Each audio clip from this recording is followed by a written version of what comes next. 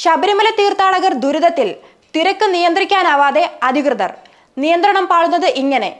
മുൻപരിചയമുള്ള police ഓഫീസർമാരുടെ കുറവ്.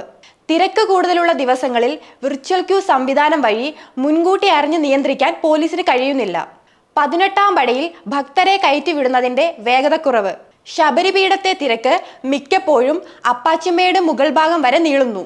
ഇവിടെ കാലുകുത്താൻ ഇടമില്ലാതെയാണ് തീർത്ഥാടകർ നിൽക്കുന്നത്.